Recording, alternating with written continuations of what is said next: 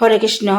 স্বাগত বন্ধুরা নতুন আরেকটা রেসিপিতে। তো আজকের এই রেসিপি হলো মিষ্টি আলু আর বিউলির ডাল দিয়ে আমি দোকানের মতো একদম পারফেক্ট লাল মিষ্টি তৈরি করলাম। খেতে এত সুস্বাদু হলো, দেখতে অসাধারণ এবং লোভনীয়।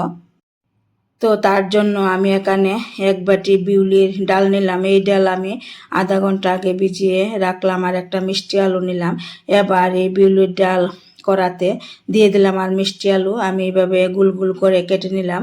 এবার মিষ্টি আলুও একসঙ্গে ডালের সঙ্গে দিয়ে দিলাম। আর এখানে জল দিয়ে দিলাম।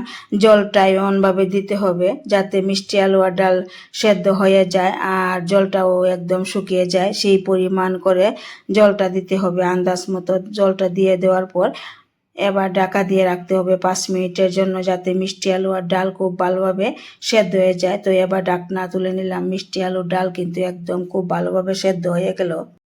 এবার নামিয়ে নিলাম। নামিয়ে নেওয়ার পর ঠান্ডা করে নিতে হবে। ঠান্ডা হয়ে আসলে একটা মেশার দিয়ে খুব ভালোভাবে মিশিয়ে নিতে হবে। এরপর দিয়ে দিতে হবে পরিমাণ মতো চিনি আর লাগবে এখানে গুঁড়া দুধ। পরিমাণ মতো গুঁড়া দুধ দিয়ে দিতে হবে।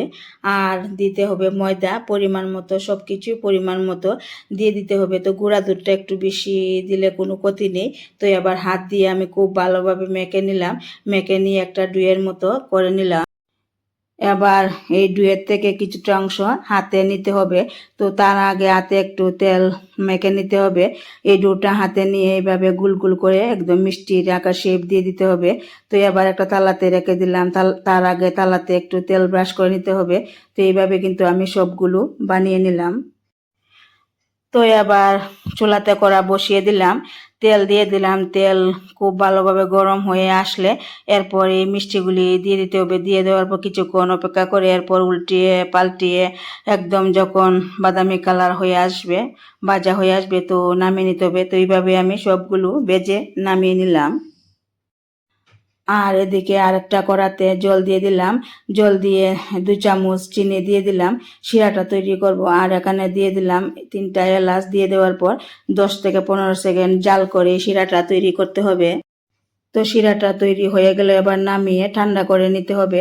তো এবার মিষ্টিগুলিও নিয়ে এলাম। তো শিরাও এখানে প্রায় ঠান্ডা হয়ে গেল। তো এবার সব মিষ্টিগুলো এই শিরার মধ্যে দিয়ে দিতে হবে। তো এবার এই শিরার মধ্যে মিষ্টিগুলি দিয়ে দিলাম। দিয়ে দেওয়ার পর একটু খুব ভালোভাবে নেড়েচেড়ে রেখে দিতে হবে আধা ঘন্টার জন্য রেস্টে, যাতে শিরাটা মিষ্টির মধ্যে খুব ভালোভাবে ঢুকে যায়।